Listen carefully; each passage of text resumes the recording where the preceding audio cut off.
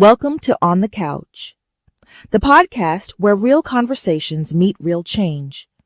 Pull up a seat, get comfortable, and join us as we dive deep into the conversations that matter most to Black and Brown communities. Hosted by Dr. Diamond and an incredible lineup of co-hosts. On the Couch brings you raw, insightful, and empowering discussions, from mental health and wellness to entrepreneurship, life insurance, healthcare, and everything in between. Our mission is simple: to educate, uplift, and create space for conversations that need to be heard. Whether you're here for practical advice, motivation, or just a dose of inspiration, you've come to the right place. So sit back, relax, and let's talk about the things that shape our lives, our futures, and our communities. This is On the Couch, where we keep it real, keep it relevant, and keep it moving. Let's get started.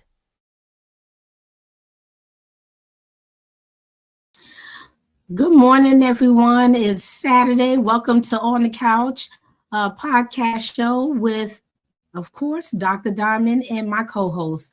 I'm battling with laryngitis right now, so it's not going to stop me from doing my show. Other than that, we're going to bring on my fabulous co-hosts so they can, help me through this today.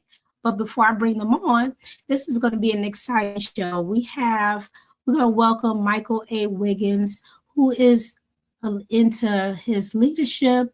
He's a strategist. He's a certified coach and a community activist. So when we get the opportunity, we will be speaking with him today. So he'll be joining us in a little bit. So we are charged and ready to go to hear what it's like, how he started and where he is now. So before we do that, let me bring on my co-host. We got Mark Wiggins in the wings here. Good morning, Mark. How you doing? Doing good. Yeah. Toya is there, but I don't see her face yet. Good morning, everyone. I'm in transit, double duty, but this is something that we have been planting, and guess what? He's here. Yes. Thank you for joining us, in double duty, as we all do. Mark is on double duty. I'm the one only on single duty today. So I get it. Everybody doing double duty. We got the quilters over here. So we got our African-American quilters. A gentleman thought we were having a dance with the youth, and I thought that there might be taking place as well, but I think that actually starts next week. And then we've got, of course, the quilts are amazing. They're actually going to take the quilts down, except for maybe the quilt that honors the Heritage Center itself. And then we've got the jazz band practicing downstairs. So we've got things happening here at the Cultural Arts Center and all along those lines. So we've actually got our first concert that'll be on not this coming Wednesday, but the following Wednesday, and that'll be a harpist who I'm not that familiar with, but I'll be learning about her as she gets ready to come into the area, and that'll be Brandy Younger, because we're going to do a full season here in this area and everything like that. But she is a celebrated jazz artist and is a harpist, composer, and a band leader. So looking forward to hearing more about what she's got going on, as apparently she's on the harp faculty at NYU. So she's up there in your neck of the woods and everything like that. And she's worked with artists like Beyonce, Common, and Lauryn Hill. So she'll be here on the 21st.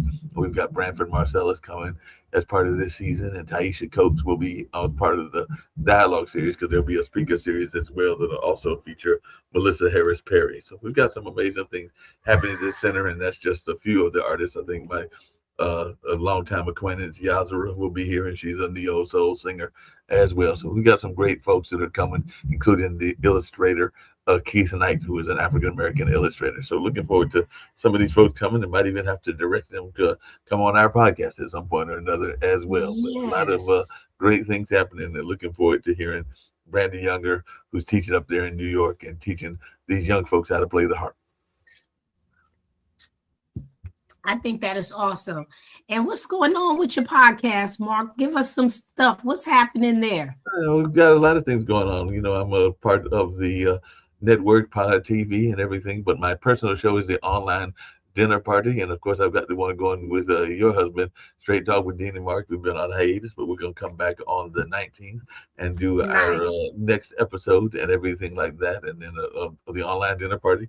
This past week, I had some amazing artists. Had a gentleman from Canada who was a life coach and everything like that, but he takes it as if you were being coached in a coffee shop and everything like that. So he tries to take it as a coaching people that might not be thinking that they would be getting that kind of life coaching and business coaching, like might be in some non-traditional jobs and everything like that. So he was a fascinating guest. And then I had two musicians, John Prince, if I remember his name correctly, as well as Will, and Will is a musician. They're both kind of like in that jazz tradition, jazz blues tradition. And then I had Raphael on, who is a filmmaker who's worked on a film.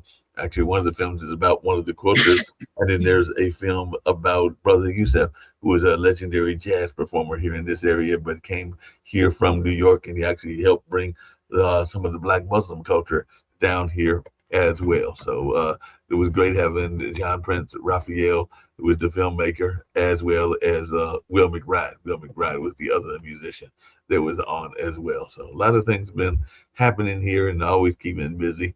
And of course, I'm back to work at Measurement, which means grading the little kitties and everything like that. So this is actually a pilot project, I think is what we're calling it, or something like that. But keeping busy and keeping engaged. And of course, I'm hoping that my friend, not Dean, but my friend Captain is going to be bringing back the Road to the Apollo, because we didn't do one last year. Last year we did a go-go concert instead. We had two go-go bands and also a tribute band to Frankie Beverly and everything like that. So we had Trouble Funk. We had the all-girls group out of DC, and I'm trying to think of their name. And then it was the band that is like a Frankie Beverly tribute band, and that was back in, I think that was spring of last year, like around Mother's Day and everything like that. So I did ask him whether we were going to be doing the Road to the Apollo, since we didn't do one in 2025. And he's like, yeah, I think we're going to do a few shows. So I'm hoping that'll be the case, and I'll find out more as to when that'll be. Sounds good. And Miss Toya, I know you've been doing things on the Butterfly Room. Let our fans know how things are going on the Butterfly Room. Hello, guys. I'm just parking right now, but thank you so much. It's just been a blessing that, again, as we stated, as women, we have to water each other. And you here gave me the wings to do that. We have Kylie here. We're doing some time with her auntie. But again, this is our future, and sometimes double duty makes sense. And that's really what I'm doing now. As a person who was a cycle breaker and went through things in my life, I'm able to find a space. Because as a child growing up losing my mom at a young age, I had to do what I had to do. And that's what I did, retreat. So now as mental health professional, as you know, and an empath, we actually can see what is needed. However, folks are not ready to receive the truth. But I've learned now through me persevering through life that it can be done. It can be done. And I just know that listening to the conversations that we have here on the couch, that I know I'm not alone. And some of the guests that we have evoked some of that change and growth in me. And I just know that now, as I say, I got my grand architect, Father God, and my broke best friend. And I got my little niece here. Say hi, Kylie.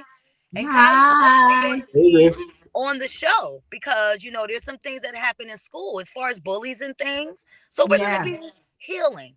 And I'm just grateful for all of this. And today, I just know that with the leadership, we all go to a point where we're at a crossroads.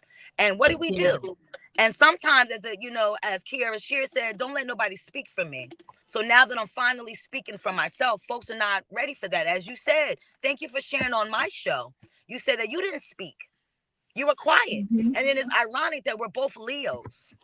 And I never really studied astrology, but as I embark on my dissertation, when I did my thesis, I did a process analysis. That's what I did. And I'm always researching, and people don't understand. I love numbers.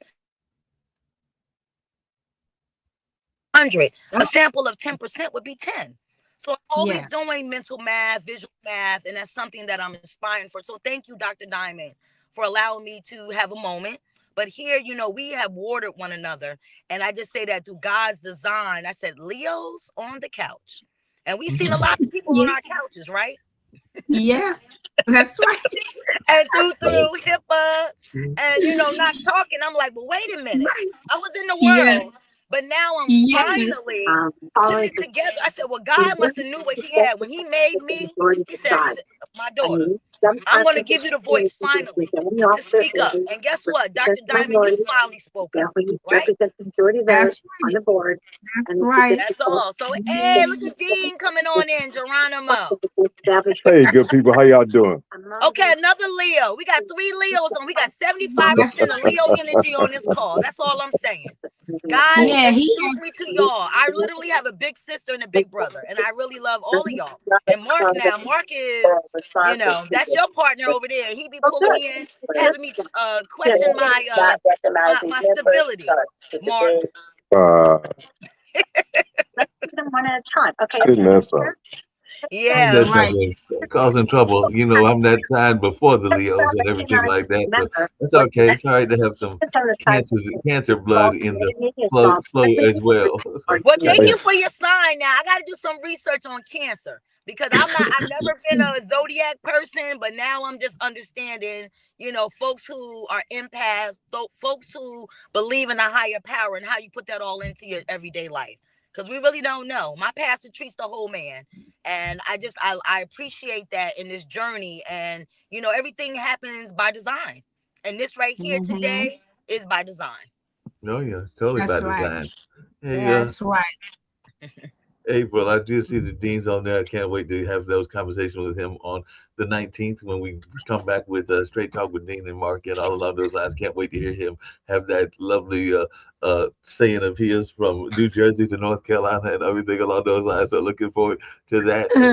In that space, he says it much better than I do and everything like that. But I was you know, I produce a lot of different shows for Pod TV, and one of those shows is a show that Coco McMillan does. She was a past musician for Gerald Levert and all along those lines.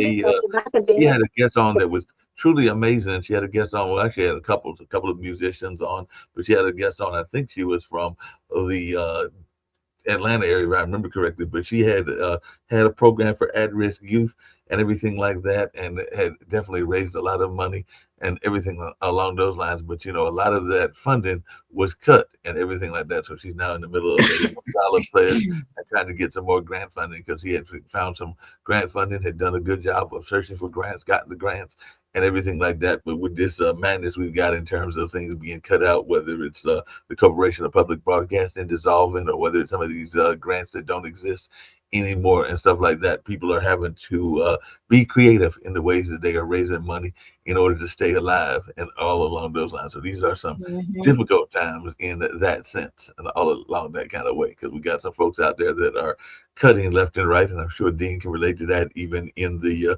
prison system and everything like that, because they're just cutting stuff that is much needed and all along those lines, whether it's rehabilitation programs or a number of other things. Yes. So just to shift gears for a minute. So we recently had a big tragedy, you know, with this young lady that was actually shot in the face by ICE. Yeah. And again, this is stuff that affects our community. So I was wondering, Mark and Dean and Toya, you know, what have you been feeling when you saw this occur? And what are your thoughts behind the ICE being in the community, just ripping people from their homes? And, you know, what the trauma that is causing? Oh, it's definitely causing some serious trauma because, I mean, there's a lot of these people that are not being trained in law enforcement. And I do have friends and family that are in law enforcement don't know how to handle it and all in that space. And I'm not saying that even law enforcement knows how to handle all of these situations as well. But a lot of these folks that are coming in are going for the dollar and going for the, some of them are macho folks, or at least they think they're macho, so they're doing it in that space and everything like that. I actually saw an interesting post. There was because they're trying to blame the victim in my mind, because they were saying that she was maybe trying to run over the officer and everything like that. But then I've seen people that have said the car and the wheels were turning in the exact opposite direction, so that's not even possible that she would have been doing that and everything like that. But I can only imagine the trauma. You talk about trauma that you would have to go through if you know that your folks are going to be involved in protesting against ICE and everything like that, or just against some of the things that are out there and then 3 bullets, and then that person is no longer here on the planet, and everything like that, because it was 3 shots that were definitely fired, and it sounds like the person is still on the force. But I just actually saw a documentary that was very similar, and that was in Atlanta and everything, where they killed a gentleman that was living in the forest that they were going to turn into like a cop training center and everything like that, and he was brutally killed. He went by the nickname of Turtle, or maybe it was Little Turtle or something like that, but he was also slain. So it seems like some of these folks are getting a little too carried away. Now, given they were doing some property damage, and we do know that sometimes protesters will do property damage, whether it's killing a John Deere tractor or whether it's killing some other things. But I don't think there had been any violence toward the people. There had been more violence toward the machinery and the property. And we even saw that, I think, when the old riots back in Watts, when a lot of buildings were destroyed and stores and looting was going on. But that doesn't, I don't think, justify what was going on by these officers. And I've got friends that are GBI officers, and you know, in this case, it sounds like it might have been a shoot to kill kind of situation. And I don't know that it justified that, even her being in the truck, in the car. But Dean, you might have a better idea as you worked in law enforcement. You know what? I'm going to say some things could have been done differently. Mhm. And, you know, you can point the finger either way. Right. Should she have pulled off? Maybe not.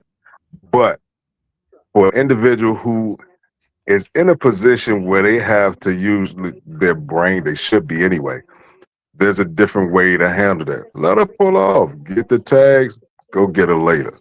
You know what I mean? Nobody cares that you got dragged before. That's your stupid train of thought for standing in front of yet another car.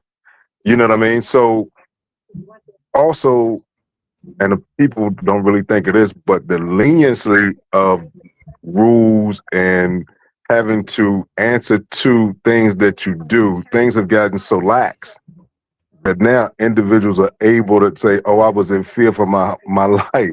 I think most of us are when we walk out our front door. So when you try to use that as an excuse, maybe you shouldn't have taken that job. If you're scared like that, go home. Go work at Walmart or somewhere in the back stocking boxes where the fear won't be so great. But unfortunately, we're in that situation now. We are starting to see that it's just not us melanated people. They taking anybody out. And the rules and the restrictions need to come back, where when you do something like that, you're stuck to the wall. Do you want to get stuck to the wall? Do you want to think your way through this so that you can go home and everybody else can too? One day they may get back to that. Right now, everybody's on a, you know, we don't want to get sued. They have rights and all of this. But what right does an individual have to stand in front of your car and then triple tap? You know what I mean? Yeah. So it's sad, but unfortunately, that's the culture that's happening right now. Like I said, hopefully it'll go back to when rules meant something, when regulations meant something. No matter who you are, you violate those, you pay the penalty. Exactly. Toya, what about you? Yes, I was listening. We were just checking in. I agree with what Dean said as far as what we're doing. Basically, you have a action, and then there's going to be a reaction. So right now, it seems to me, based on what we are saying, it was a reaction. It wasn't well thought of, and I think that sometimes we need to definitely pause before we respond to something. And here, it's a tragic situation, and I think that this is something that we continue to discuss on an ongoing basis. So that means when you have something that's in front of you, you have to take yourself in. And we don't do that. But sometimes the morals, whatever we have underneath us, it comes out. And that was indicative of what we just saw. So again, as individuals who are in this world, we have a lot going on. You have to check yourself. Check yourself. Because if you don't, have the saying said, if you don't check yourself, you're going to wreck yourself. And that's the only thing that I can think of. And as I get older and I accept the wisdom in my life, I know that now. Just because you're feeling a certain way does not mean that's what the answer is. So collect yourself before you react. Agreed. It's unfortunate that we continue to be put in a state where our lives can be taken at any moment. I also been following, in New York, because I'm from there, that a lot of people from New York are being taken into these jails and stuff for immigration. And you're just rolling up on people. So it almost make me feel like that we're way back into the 1800s where we have to show a pass to say this is who we are. But what are we supposed to do? Walk around with our birth certificates and say, hey, I'm a U.S. citizen? It's getting down to that.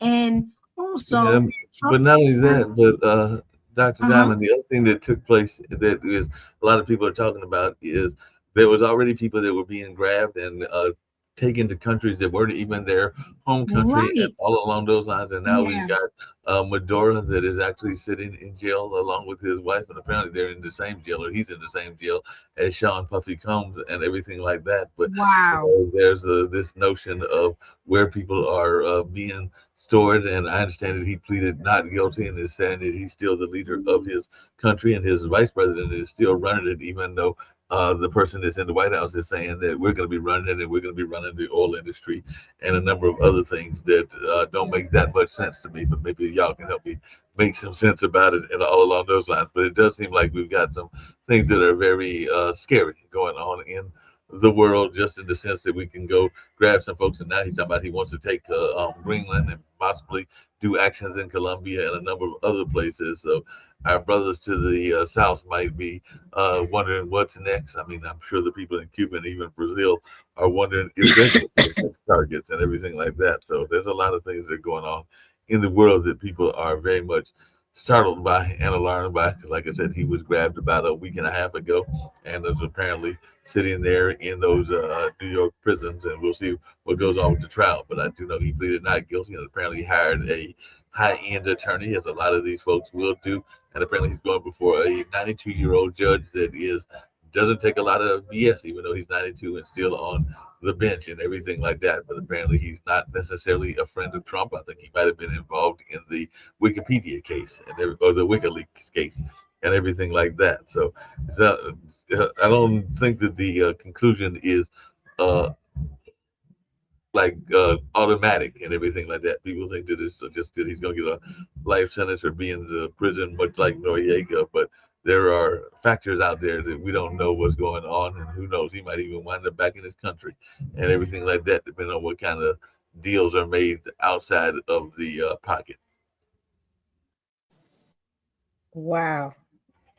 Give me 1 second here. Yep.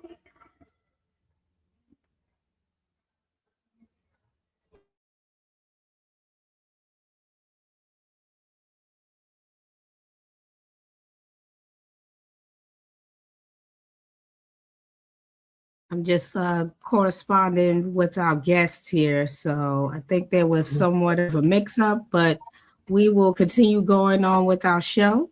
Oh, yeah. So I when you think about the Trump is rogue right now, and no one is stopping him. Now they're starting to see that he's still trying to invade Venezuela. So I'm just, all this all over some oil. And what's crazy about this is that where do you get the gall to think that you can run into another country and tell them what they can do, and then tell them that we're taking over your country? And that's that. It's like, wait a minute. Like, you can't be serious. I think the man wants to be, and I don't know what Dean thinks, I think the man wants to be world emperor. I think that he's got notions of being Napoleon or being Genghis Khan or some of these other folks, because he's also said that he wants to go take over Greenland, even though Greenland right now is run by the Danish folks and everything like that. I actually was joking with folks earlier. I said that I figured out, and this, of course, would be just being a little bit sarcastic and joking and everything like that. I think the reason he wants Greenland is because Greenland is not that far from the North Pole. We all know that he was on Santa's naughty list and everything like that. So I think that he's really just trying to make a operation against Santa because he knows that Santa's got him on the naughty list. You know what? When you got that little kid that never that needs that attention, and that becomes an adult boy, and that adult boy still needs that attention, and finagles their way into a position where now they have some type of perceived power, this happens. Yep. Yes, No doubt and about that. they put him back in office. And also, I think he think our military is just some plastic men and women that you can move around the board. It doesn't work. These are people's lives, and he's, acting like this is a game. You going into people's countries, and I fear for us as the United States that they're going to start retaliating against us soon.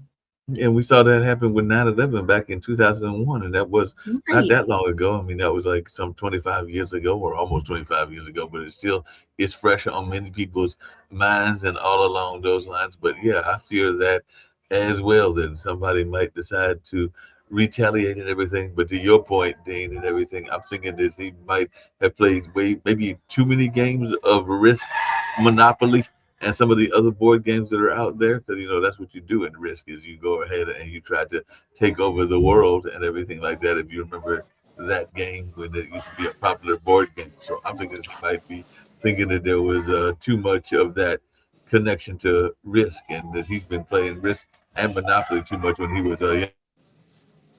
Yeah, I don't know. Marky hit the mute button. Yeah, but I just want to say that just as an MCJROTC for 5 years of my life, I come from a military family. I was a staff sergeant when I left, only woman that did trick drill. So maybe that's where my candor comes out. But for me to decide not to do that, and I'm just being honest, I loved what my family did. They served the country, World War I, World War II, Korean War. My father also is a veteran. But one of the things for me, I said, I didn't do it because there was no baths. So I'm just being honest. I'm trying to make it cute about it. But for me to serve my country, and once I went into Paris Island for that week, and I was in that mud as a woman, there's no bathtubs.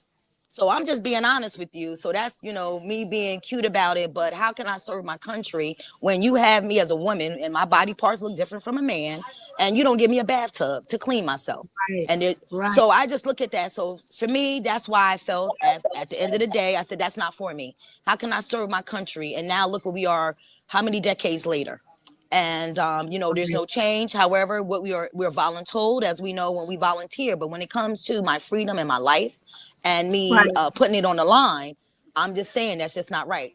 But on the flip side, if something happens, you'll help my family financially to a certain extent. So I just think that now this is a mockery of what we voted for. And again, I feel that whenever someone is feeling the way they want to feel, they just, okay, I'm going to throw these truths. But they are connected to families who need them. And as you know, with the SNAP, and I don't want to keep bringing up this SNAP. So then what happens if they go and serve for the country, and the next thing you know, those benefits that I'm supposed to have are no longer there? So let's just think about it. So that's where education is very important. So we have a choice and not get, be in a situation that we currently are in. Exactly. So we have Coach Mike waiting in the wings. So I do want to introduce him to our listeners. And I'm telling you, my voice is bad, but you guys, you hang in there with me, okay? So Michael A. Wiggins, known to many as Coach Mike, is a certified coach, trainer, and speaker through the Maxwell Leadership Team. In 2022, he founded Progressive Traditions Leadership and Coaching to empower individuals and leaders through growth, clarity, and community. With over 25 years of experience in leadership, coaching, and instructional design, Coach Mike is passionate about helping people grow into the leaders they were created to be.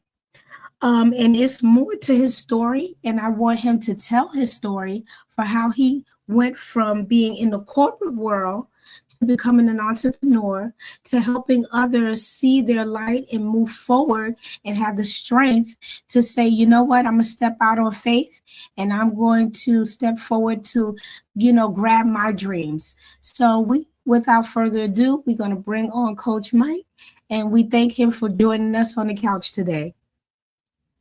Good morning. How are you? Good morning, my friends. How are you doing today? How's everyone? Good morning. You made it on here. Listen, I Morning, Coach. made it.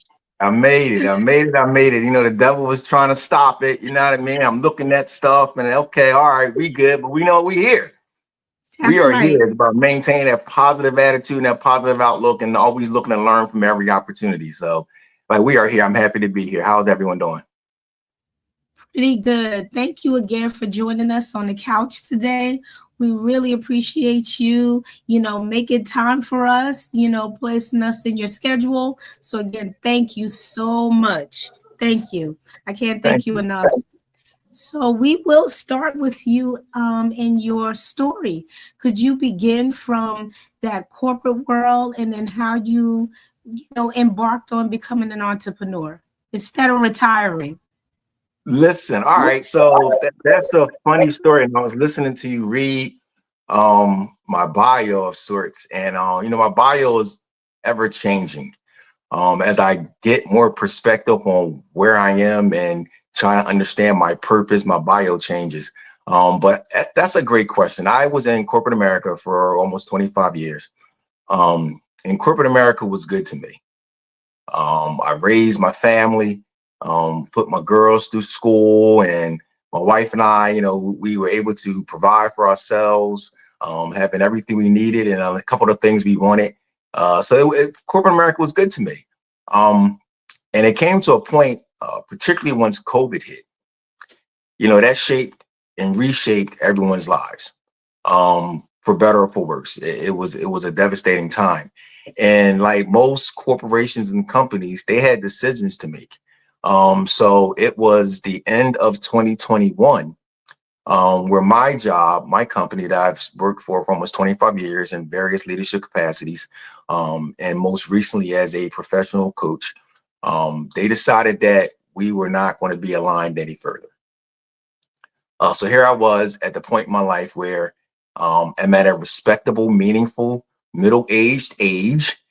And I was at a crossroads where, okay, my value is no longer felt for whatever reason in my corporate status, which I appreciated in terms of everything that I provided. So now I was faced with what was next. Talked to my wife, obviously, and made some decisions, and we had some kumbaya moments. And we collectively decided that it was time for me to look at something else. I had given everything to corporate America with no regrets. Our family was in a situation where we weren't going to just roll over and die. So it was an opportunity presented for me to take some of those skill sets that I learned in corporate America for over 20 years, some skill sets that I learned in other leadership capacities that I've had the honor of serving in. And instead of working for the company in terms of coaching people to do the standards of a corporation, I shifted and I became a professional coach, helping individuals to, number one, create their own standards and then help them to live by it. Same concept, some of the same skills, some of the same disciplines, but totally rewarding in a totally different fashion. I learned that for me, I realized that leadership is in two components. You have to first be able to lead yourself. That's a lot of things that we sometimes overlook. We kind of gloss over the responsibility and accountability for self-leadership. And then only after we've mastered that do we have the ability to help others. So I went through that growth period, and I'm still going through that growth period. Now, almost 4 years later, I'm still going through that growth period of leading myself and in real time transferring those skills over to people that I'm able to help, aid, and assist. So that was my transition. It didn't come from a kumbaya moment where I wanted to go out and be bold and be proud. I'm going to do this for myself. I want to be self-employed. It didn't come that way. It came through some turmoil, through some strife, through some struggle. But thanks be to God, I had the opportunity and the vision to take a chance on myself. So that's where I'm at right now. And it's the most rewarding decision that I've ever made professionally. As rewarding it is, as scary, because it's a double-edged sword, right? But it's the best thing I've ever done. It is the best thing I've ever done. As you were talking, Coach Mike, the first thing that came to my mind is that you are in some ways, and I'd love to hear your thoughts around this, a anomaly and everything like that. Because if you know the history of our ancestors and our grandparents and parents and all along those lines, many of those folks had jobs where they were in the same job for 25, 30 years and stayed in that job for until they got those gifts at the end and everything along those lines, whether that was a watch or whether that was a some cases a t-shirt or a trip or something along those lines and everything like that. But now in this modern age, we don't see that as much. Many people are going probably in about, I think the average maybe was a job or maybe two jobs back in our grandparents' age and everything like that. And now a lot of our folks that are in the younger generation, I know that Toya's out with some of her folks that are younger and everything, when they get to be adults, and I don't have any kids of my own, but I do have my two nephews that are off to college. They may go through, even though I know what my nephews want to do, they may go through about 3 or 4 jobs and probably even 5 or 6 corporations. And I can identify in terms of being in a job for a number of years, because I've actually worked at this cultural arts center probably for about 25 or 30 years, all along those lines, even though it's been different capacities, even while in the same corporation and everything like that. So I just wanted your take on that notion that a lot of people are surprised when they find somebody that has actually been in a job and stayed in a job for anywhere from more than 15 years and everything like that. So just wanted your thoughts around that. You know, you said a lot, because that is absolutely true. If you look at today's time, people are shuffling jobs like they're playing cards. And that's just the culture we live in. And I think part of that is because there are reasons why my job let me go, right? There are reasons, and I contributed to some of those reasons. And as I reflect, that's why I said my story keeps changing, because the more I reflect, the more I can put some clarity behind what actually took place. It came a point in time where my job was no longer adding value to me, and I was equally no longer adding value to my job. Now, for people today, that occurrence happens frequently. Right. We live in a society where we feel like that work-life balance and things of that nature is at the top of our list. And if we're not finding that, we're dissatisfied. We're not willing to hang in there like we may have been 20, 30, 40 years ago, like the previous generation. We hung in there. You know, the objective was to find a good job that was paying you what you needed, and you hold on to that until you couldn't. And that mentality has changed. And I'm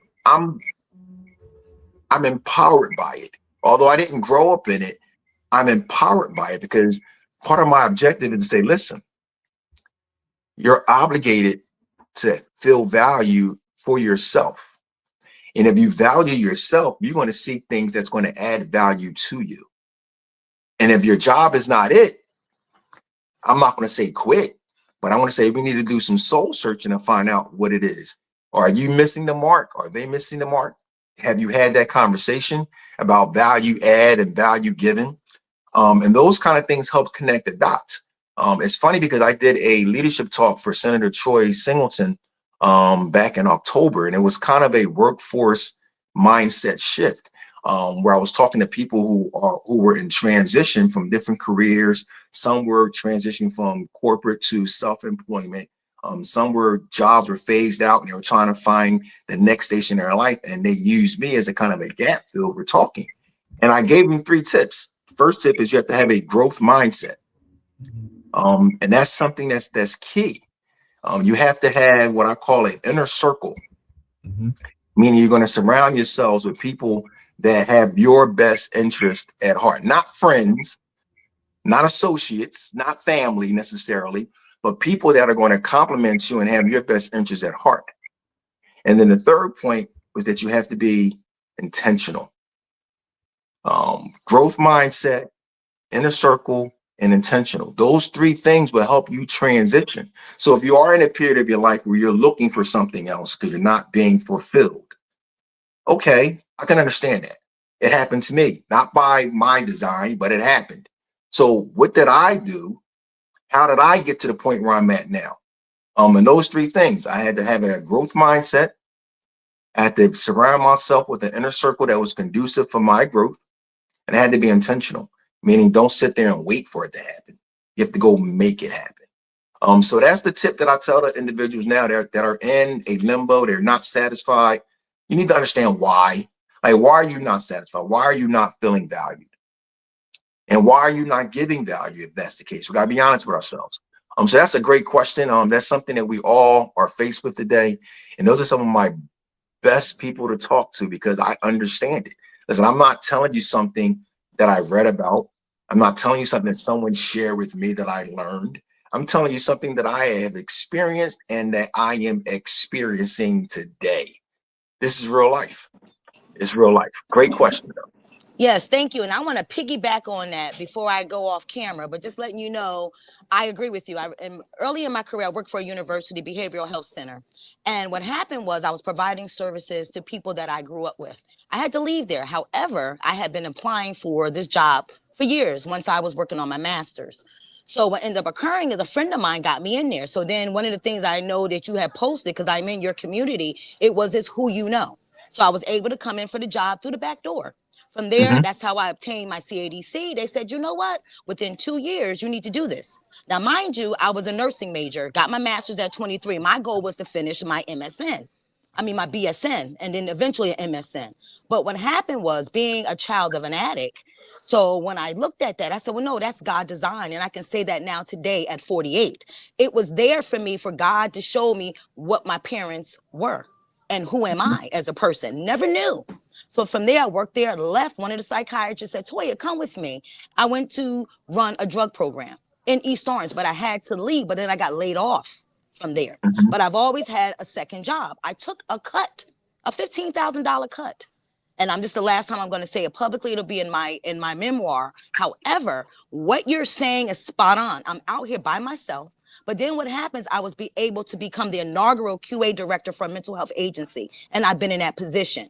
So now at this point, I say, no, this is God's design. And now what you're saying, I'm reflecting on it and I'm going to put it to bed right now. It was meant for it to happen like that. I am no longer bitter about it because right then and there, I'm constantly creating programs for people. The pilot program that I created still exists. Certain things still exist. And now as the inaugural QA director, so now when I go into different arenas, people look at me and they judge me by who I am. No, you don't know my struggle. Let me talk about my Vita. So what I had to do now is said, you know what, Lord, let me put the pen down. Let me not say anything because I'm being prejudged by how I look. And so that's where this butterfly room is everyone here today has a piece that's going to help the Black and brown community. You should not judge anybody by how they looked. However, at 23, I obtained a master's. However, people look at me and say, this is what it is. So Coach Mike, you hit that spot on. So right now, what we need to do is water one another and allow our gifts to be used in the proper way. So what I had to do now in 2026, thanks for you and your community, you know what do I don't like? And it's ironic how we had asked for you to be here some months ago, but it is appropriate to where we are today to let our folks know that you are not stuck. As a family, I came from sharecroppers. What did they do? They bartered. My family always had some type of finance. However, we were wealthy in love. So now when you're here, people look at the monetary value. No, I prefer the love wealth, not the financial wealth, because the financial wealth will change. When you have that type of currency, you never have any lack. And that's where I feel that I am an anomaly, as Mark said. Now what I'm looking for, but I cannot be asking for people to get on this roll with me if they don't believe in what I'm saying. The basis of this. We came from nothing. As they say in life gives you lemons, you make lemonade. Absolutely. Absolutely. No doubt about that and everything. As you was just saying that, it sounds like you were talking about something that I know a lot of people talk about, which is this notion of finding your tribe, Dr. Coach Mike and everything like that. So finding that tribe that's a common tribe. I know that on this show, I found my tribe, and I have other tribes as well that are definitely include April, definitely Toya and Dean, who actually introduced me to his wife, and everything along those lines in terms of the tribes that we share, in terms of going to get positive messages out to the community and everything along those lines. I did have a couple of coaching questions that I was curious about your thoughts around and everything. And one of them, so I'll ask them separately, I'll ask them together, but you can take them separately and everything like that. But you were in corporate America, and I was in the newspaper fields, and it was a corporate environment.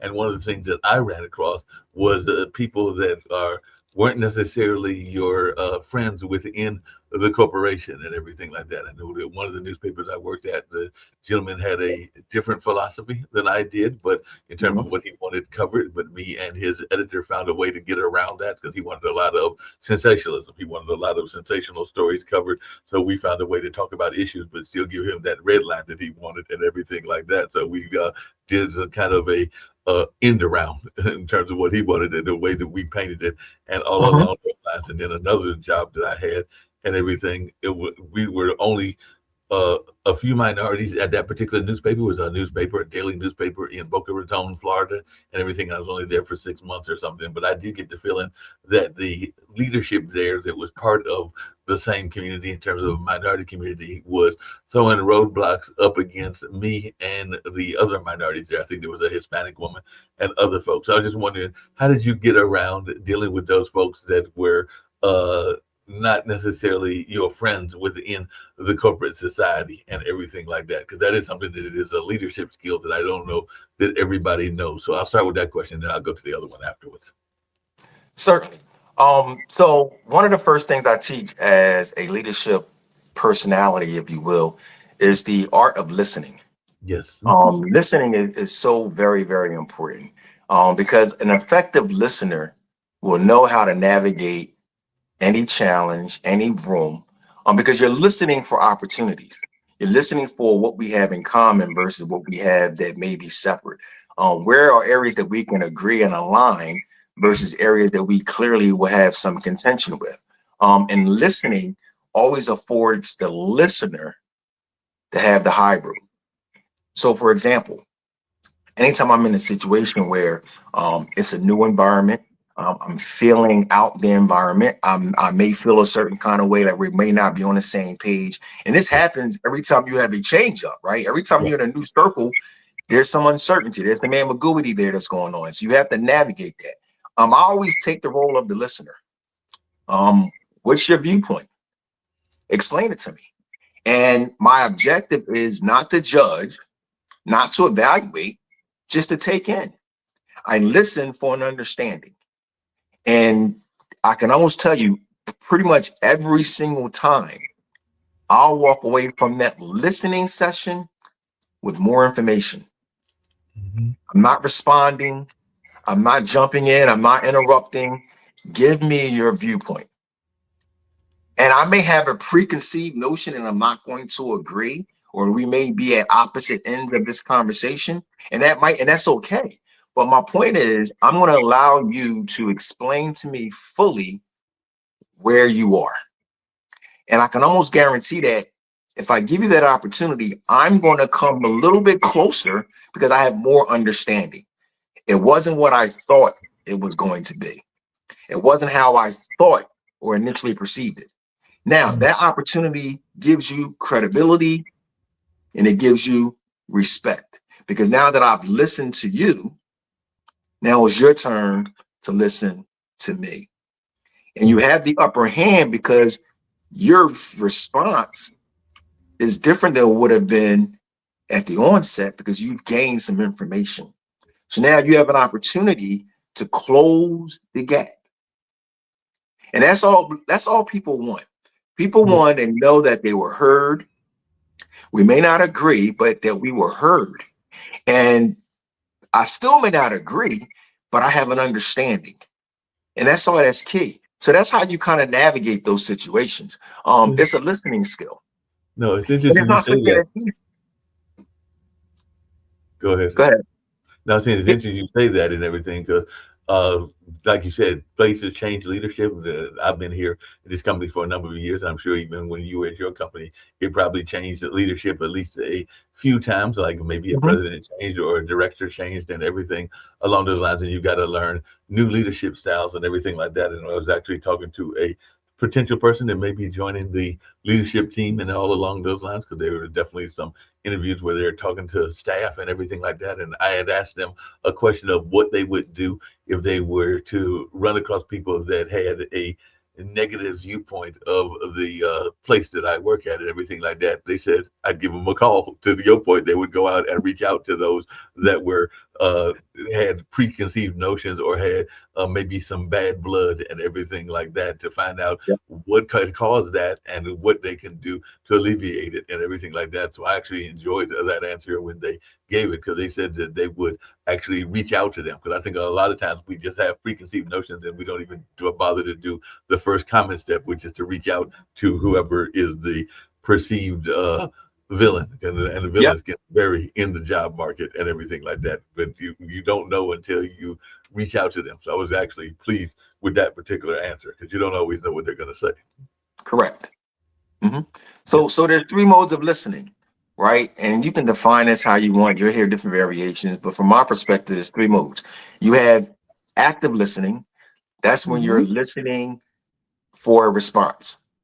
Right. That's my definition. I'm actively listening because you're coming to me with a situation and I need to respond to it, and I don't have a lot of time. So I'm listening to respond. That's active listening. The other one is called empathetic listening. That's where I'm listening and I'm going to match your energy. So if you're happy, I'm going to be happy with you. If you're disappointed, I'm going to be disappointed with you. If you have a lot of energy, I'm going to match your energy. That's empathetic listening. You see that a lot of time with relationships. You know, my wife had a bad day at work. Oh man, really? I can't believe that happened. I'm going to match your energy. If you want somebody to console, I'm going to give you what you're looking for. I'm going to give you that empathy. The third one is called mindful listening. That's the most challenging. That's the one I was just describing. That's when you're going to shut up and listen. Don't listen to respond. Don't listen to formulate your response. It's not about you. It's about giving them your undivided attention and gathering as much information as you can at that time. The only time you would interrupt is if you want clarification. Did I understand you correctly when you said this? Yes. Okay, cool. Now I'm processing. I'm listening. I'm not listening to respond. I'm listening for the information. Once the conversation is concluded, I will allow myself ample time to process what it is that I heard, and then give a response that's suitable for the occasion. If you practice that mindful listening, you can overcome a lot of challenges. And that's the listening that I was talking about. A lot of times we listen to respond. I'm problem solving. Yeah, and I agree. Go ahead. I agree with that. It's a crossover from, with me being a therapist, that's exactly what is encouraged. The 3 things you stated, because again, people are the experts of themselves, but you're watching their movie. So when you're watching their movie, you got to keep your mouth closed to watch the whole thing. And guess what? Their behavior is going to come out. Behavior, their expertise about who they are. How are they when they're interacting with you? You get an opportunity, and I'm going to now look through your lens as the professional in leadership. You're looking for someone to look you in your eyes when they're talking to you.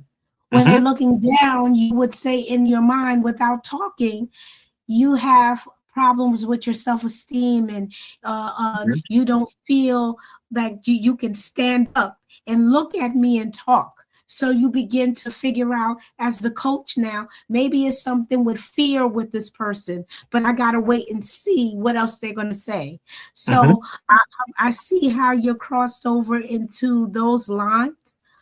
Because from coming from corporate now and going into coaching, it's just so different. So when you embarked onto the coaching world, tell me what that was like for you to go from that into did you take a course? How did you get into this world of coaching? Yes. So I was a certified professional coach through my employer. Okay. I did several trainings through my employer that kind of gave me the foundation. But after leaving my employment, I became a Maxwell certified coach. Took a trip down to Florida, took a week's class, and got certain certifications. And it is some ongoing learning that I had to participate in as well to make sure that my certification would continue. So yeah, I did receive some official coaching training coupled with what I had already experienced And you put all that stuff together, and I think I'm a rather unique individual in terms of coaching. I have a corporate perspective. I have a nonprofit perspective. I am a Black man. And whether we know it or not, this is a subject that the community that I'm a member of is not necessarily going to embrace. Being an alpha male, I don't necessarily embrace the need for coaching. So I'm usually in a standalone position, which is great because it's an opportunity for me to educate, to empower, and to show you what you need without you even realizing it. For example, that mindful listening, like that's a skill set that I've adopted. Like I didn't always have that. But I've learned it now. I am a great listener. I wasn't always that. So now when I'm talking to my peers, men of color, strong alpha men in color, pride, ego, all of those things that we embody. When I shut up and listen, okay, go ahead, finish. Yes. Now it's like, wow. Yeah, I just put you through a coaching session, my friend. That's what I do. And now they're open to it, but it's hard. But the transition, like I said at the onset, you have to learn how to coach yourself. I realized that I was still not what I needed to be. I was not adding value to my company. I acknowledged that. Something had broken, whereas I was on that list to let go. I acknowledged that. I had to come to terms with that. So that's part of it. We need to come to terms with who we are. And if I can help you get to that point, then that's half the battle. Because now it's just a conversation about what's going to happen next. So I have a follow-up question. Matter of fact, I have two questions. But when you talk about knowing yourself, what is the question that you pose to help people identify who they are? Because I'm going to tell you a question that I asked, but I'm going to hear what you say, what I asked in therapy. But what do you ask for so you can understand that person understand who they are? First thing I talk about is, what are your values? Okay. What are your values? And people automatically think they know. Like it's a question that's kind of difficult when you sit back and think about it. What's important to you? What are you not willing to compromise? And I have a worksheet that we go through that speaks to values. And now once we understand what our values are, top 3 or 4, maybe 5 things that we value, now we couple that with what is it that we're trying to accomplish. If your values don't match what you're trying to accomplish, we have a misalignment. We're not going to be successful. It's going to be painful. It's going to be harder than you anticipated because your values are not matched with what you're trying to accomplish. Your values help you identify who you are, what type of person that you're going to be. Who are you is identifiable what's important to you. Once we've identified that, now it's like, okay, I'm sitting here trying to chase this job, or I'm sitting here trying to chase this opportunity, but that opportunity doesn't even match up with who I am. That's why it's not working. That's why I'm hitting so many roadblocks. That's why it's so hard, because you're not yoked with what you're trying to do. The first thing for knowing who you are, for me, from a coaching perspective, is understanding what your values are. We go through that exercise. What do you value? Why? What you're not willing to compromise? What are you willing to suffer in order to have? What are you willing to give up in order to accomplish? Those are things that you value. So when we do that, now we can have that conversation. That opens the door to who you actually are. Yeah, along those same lines, Coach Mike and everything, and I think Dr. April said she had a follow-up, but I did, if I can just jump in there really quickly and everything like that. Just really quickly, along those same lines, corporations have something called a mission statement, and a mission statement is kind of their values, and all along those lines. I don't care whether it's a nonprofit, I don't care whether it's a for-profit organization, but all organizations should have a mission statement. And what I have found, and I'd love to hear your thoughts around this, is that a lot of people one, don't know the mission statement of who they work for, and two, when they do realize the mission statement, they sometimes find that their personal values don't necessarily match the values of the mission statement, and all along those lines. So I just wonder, as a coach, how do you tell people to navigate that situation? Because one, like I said, you should know the mission statement of your organization, no matter what the organization is, and everything like that. But a lot of people don't, whether they're working for Pepsi or whether they're working for Procter and Gamble or whether they're working for the Kennedy Center or the Kennedy Trump Center, it's now called, and everything like that. But how do you navigate that notion of making sure that your values align with the values of the corporation? That's a great question. That's a question that I've had asked before. So the truth is, your values may not match up with your employer. Right. That's just a simple fact. So what you have to do as an employee or an associate, you have to identify which values that you have aligned with what your job performance is. And that's not necessarily easily done, but what values do I have aligned with my specific job performance? Not necessarily the mission of the company or the organization, but my specific job performance. Right. And if you have a perspective of trying to add value to people, which is something that I stress as an individual, add value to yourself and then add value to people, more often than not, you can find an alignment that would allow you to perform at a job, even if your values don't necessarily match up with the core values or the mission statement of an organization. Yeah, that makes sense. I have a friend who's a life coach, and she's actually got a show on the network Pod TV that I'm part of, and which now this show is part of as well. And Barbara Smith is a life coach and everything like that. She does a lot of training, and one thing she talks about is this notion of the elevator speech that you should be able to give at any point that'll introduce you and everything along those lines. So I was wondering, as a life coach, do you have one of those? Because I know one of the things she talks about is a very unusual one, because she talks about how she was an engineer at 7, a race car driver at like 9, and I forgot what the other one was at 15. But it basically is, when you first hear that, you're going like, that's impossible. You could have been a race car driver at 7. But what she meant is that she literally borrowed like one of her relatives' cars and went off racing with it and everything along those lines. And that she built something at the age of 7 and discovered her engineering qualities, because I think she actually has some engineering background as well and everything like that. So it's kind of like that elevator speech that people can give, that can give people an idea of who they are by finding something unique about yourself. So I was just wondering, is that something that you do similar? And if so, what kind of unique stories do you tell? I just gave hers and everything like that, because I've always found that to be a fascinating one. And I wish I could remember the third one, but it's not coming to me. That's no problem. So thank you for asking that. So I have a couple of different ones in terms of elevator speech, right? My favorite one is quite simple, because I find that simple is often the best. Right.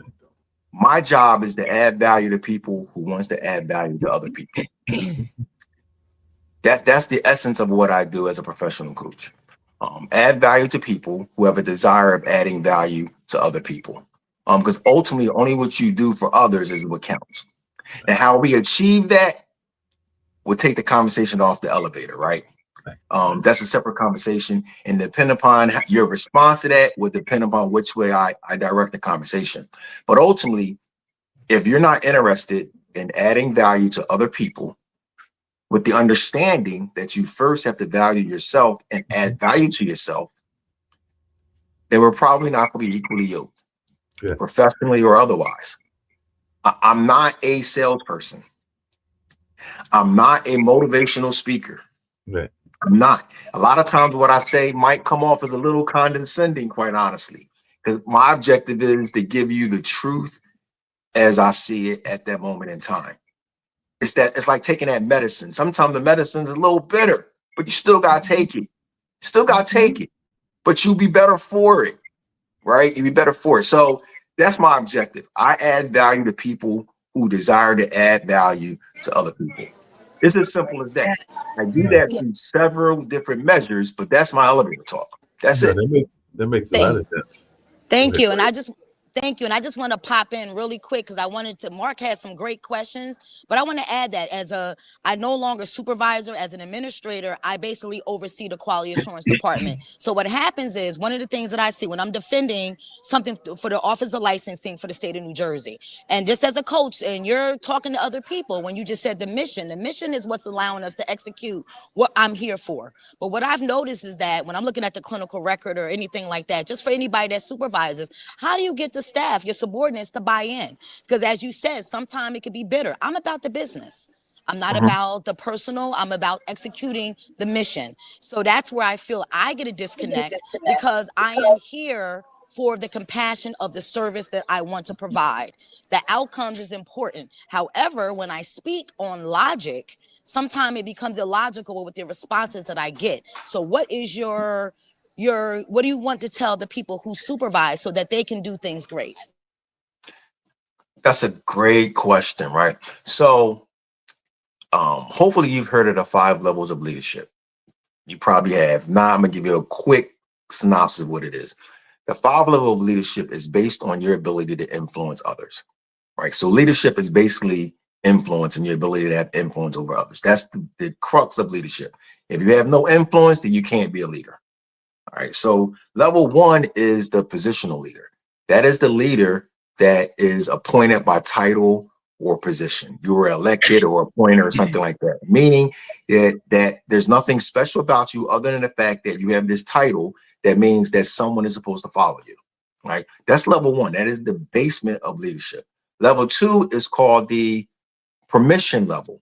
That's more of a relationship building level of influence, meaning that you want to follow me because you may find me personable, or you may start to get to know who I am. I've started to care about who you are. So now it's more of a relationship. So I give you permission to follow, to lead me. Number 3 is the production level, which means that you have a reputation for getting things accomplished. For most leaders, they get to that level and no more. They get to the level of production and that's it. They have the ability to get things done. They're great task managers. They're great project managers. They get stuff done. And so therefore they are propelled into leadership positions. Level 4 is where you start to break down some of that. Level 4 is when you start to develop people, meaning that I'm going to follow you because of what you poured into me. It's different. Now, as a level 4 production person type of leader that is developing other leaders, when we have conversation that's unpopular, or we have a task that may not be warm and fuzzy, or we have to have that difficult conversation about what's next on the agenda that everyone's going to be accountable for. If I am a level 4 leader, that means that I've poured into my team individually and collectively. That means they've trust me. So I can say what's unpopular. I can say, listen, this is not that medicine you may need that you don't want to take, but you got to take it. And it's my job to give it to you. But because I've done level 1, level 2, I'm relatable. Level 3, I've shown you that as a leader, we can get the job done. Level 4, I've poured into you, meaning that you're where you're at in part because I've poured into you. I've invested into you directly. That buys me the latitude I need to make those tough decisions, to have those difficult conversations. So as a leader, if you're finding challenges with whatever the landscape looks like, focus on the individual development, and that gives you the latitude to have those difficult conversations. And then there's a 5th level. It's called the pinnacle level. And that's where your leadership is based on your respect, meaning they know who you are when you walk into the room. But that's another level. Thank you. I love the answer that you gave, because I'm very compassionate about what I do. And I feel that sometimes people need to hear that.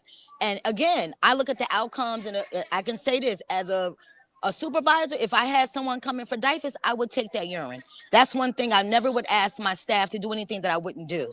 And I know that as you would do as well. But the only thing is that the final part of that question is, yes, there's going to be a time where you're going to have people that respect you and it's going to split. And it might be maybe about 20% that's not. So now, once you're faced with that and you have the buy-in of 80, what do you do with the other 20? So here's a good, I love that question, right? When I'm talking to leaders, I tell them this. I call the 50, the 25, 25, 50 rule. When I walk into a room and I have to make an announcement or I have to make a decision or I have to set some kind of ground rules or whatever the case may be, 25% of the people are going to support me regardless. They support me. They're on Coach Mike's team, 25% of people. Likewise, 25% of the people, no matter what I say, it's not going to matter. They're not going to be happy. They hate me. They're going to be disgruntled. They're going to talk negatively about it. So now I have the 50% of the people that's on the fence. So I empower the 25% that's on my team, the 25% that gets it, that I don't have to convince, to now go in and convince that 50% to the right side versus the 25% that's negative that's going to do the same thing. However, the 25 that's negative are not empowered. See, I empower the people that get it. So that 20% you're talking about, or whatever that percentage is that gets what you're saying, you need to empower them to now go and speak what you need to have spoken. Now go and wave the flag that you have planted. This is the way we need to go. You need to empower them. That does a couple of things. It takes you out of it because you still have to maintain a leadership perspective, which is in some parts non-partial, right? It takes you out of it. It empowers those that are on your team to go do the dirty work, somewhat, for lack of a better expression. Now, in doing that, you're also developing them. You're giving them leadership opportunities. You're giving them some challenges to go figure out. So again, you're pouring into them again. That 80-20 rule. You're pouring into the 20% that yields 80% of the results. You're pouring into them. That's how you do that. You empower the people that's on your team to go out there and fight your battles while you maintain the level of leadership that you need to maintain. Yes, I agree with everything you're saying. That's exactly right. So I'm going to go back to, one of my questions and also the response that you had to my earlier question about how do you help people identify who they are? I do exactly what you're saying too. Who am I? That's how I start out in therapy, because I need to understand who you are to help you go through your healing journey so you can get to the end, whatever your product is going to be. But the other thing that I wanted to ask you was about fear, so how do you help people, help leaders navigate through fear, especially when they're fearing change? Because I go through that with my clients. Like, they are definitely afraid of the unknown, because the unknown equals change. That's what it does. It equals that. But they're so scared to go over there. So how do you help leaders that have fear about change go, what do you do to help them move forward or conquer So that's a that? great question. So fear is largely imaginated. So I'll go through a process of, okay, what are we afraid of? Let's call it out. Let's call it out. What are we afraid of? Are we afraid of failing? Are we afraid of the embarrassment that may come with it? Are we afraid of the hard work that might be associated with the change? Let's put a name to everything we can put a name to. And then I'll ask, okay, how much of this is imaginated versus real? Are we live or Memorex?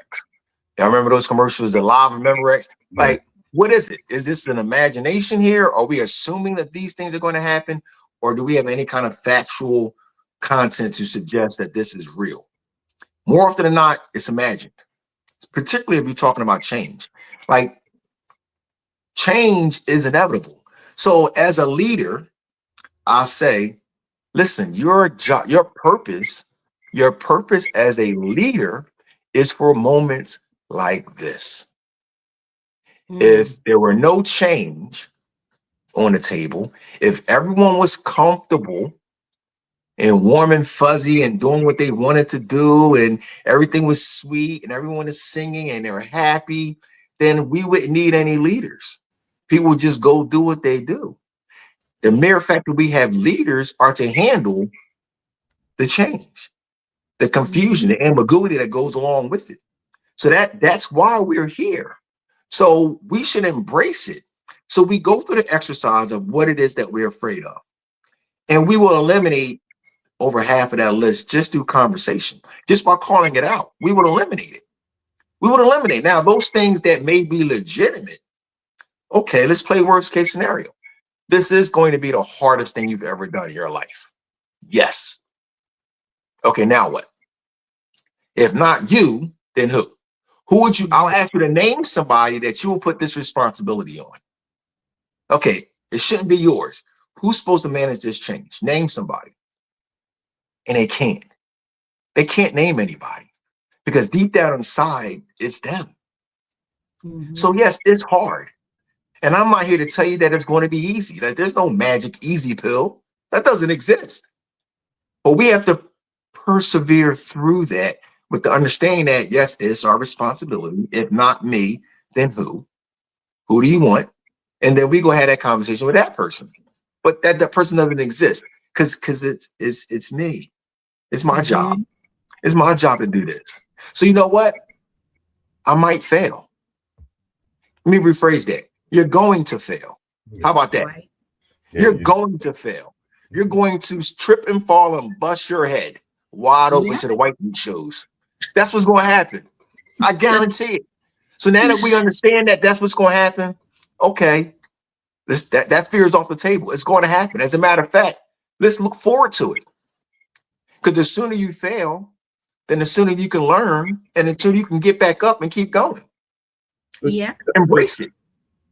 But Coach Yes. Mike, Coach Mike, there was a flip to that and everything like that in corporate America. And I know you dealt with this because I know everybody that I've known that has worked for corporate America. And I've done some work in the past in corporate America as well as all these various nonprofits I've worked at and all on those lines. And that is the notion of leaders that are not sure of their leadership style, because you got a lot of leaders that are micromanagers, Good and point. they will basically, and then you got some that are more macro managers and everything like that. So I just wondered, how do you deal with that in your training and everything like that? Because you got some leaders that don't even give their staff growth or opportunities to actually create initiatives of their own because they're too busy trying to run everybody's department and everything like that. And I've seen that in both major corporations as well as minor corporations and everything like that. So I just wondered, how do you deal with that whole micro versus macro conversation? That's a great question. So I'll go back to what I stated previously about the 5 levels of leadership. The first 3 levels are pretty self-explanatory. That 4th level is where it gets a little tricky. If you desire to be the type of leader going to develop other leaders, which should be the objective, if that's your desire, then micromanaging is not the answer, because you're not going to be able to develop. Right. And everyone can see that. So if I'm the type that's a micromanager, then that's probably due to some insecurity that I may have about my team. I had some bad experience where I let them go off and they failed me. I was embarrassed, right? So I'd rather just do it myself, or I'm going to have my foot on your neck every step along the way till the job's done, right? So I go back to, okay, an effective leader has a responsibility to develop. So you're not developing like that. So that's easy to understand, right? But then there's another part of that, right? What else could you be doing with your time that's productive rather than micromanaging your team? And we'll go through that. Like, one of the first lessons I do when I'm talking about priorities and time management and things of that nature, I say, listen, from the time you ask, what time do you get up in the morning on a Monday through Friday, what time do you get up? And they may say, I get up at 5 o'clock. Okay, cool. I need you to write down, keep a log of what you do hour by hour. Right. So from 5 to 6, what did you do? From 6 to 7, what did you do? From 7 to 8, what did you do? Oh, I got to work at 8:30. Okay, from 8 to 9, what did you do? Throughout your day, all the way till you lay your head down. Now, particularly, I'll ask you to focus on work for the purposes of this conversation, micromanaging, things like that. What did you do? And if you're honest with yourself, you're going to say, oh, I spent so much time on non-productive work, to include micromanaging my team, that if I just diverted some of that time elsewhere, I could be a much more effective leader. So now what have I done? I am helping others to develop, and at the same time, I'm becoming a more effective leader. It's a win-win. Yeah, isn't It's part a of that win-win. trust? Yeah, Coach Mike, isn't part of that trust though as well? I'm gonna give an example. Like I said, there was a conversation. I won't say what the job is and everything like that, but for a job opening here and everything like that. And one of the things that I know I was frustrated by, and other people that were there in the meeting were frustrated by, was the firm that is looking for the job or helping to look for the job laid out questions that they wanted asked. And a lot of people are like asking that question of, that's one of the examples of micromanaging, because if we're asking the questions, why are we in the room? Because there's no need for us to be in the room. We should be able to create our own questions and our own things that we are curious about whatever the candidate is and everything. But if they come in with prepared questions, I mean, even in journalism, that's a problem that I have with clients or people that want to be interviewed. Send me prepared questions, because I am not a big fan of prepared questions and everything like that, because I don't think that it actually leads to true conversation, because one, it's a trust issue, and two, it's a listening issue, because if you're going to have prepared questions, you're not really listening. You're just waiting for them to get to the next answer until you can go to the next question. Absolutely. Like that. So I just wanted your thoughts around that, because that's something that threw me off. And like I said, I won't name the firms because it's not important, but that's threw me off and all along those lines when they had prepared questions. Right. So that's a great question. So leadership comes in different perspectives. The person with the title or the position is expected to be a leader of sorts. Right. But me as the associate or the employee, I also have a responsibility to lead. So I can help my leader be a better leader by me being a leader myself. So for example, to give the respond to the example you had, you understand what needs to be done, right? So I would go to my leader with a set of questions, right? Based on, number one, what is the objective? Right. So that's a conversation. What is the objective of this interviewing process, this vetting process that we're going through?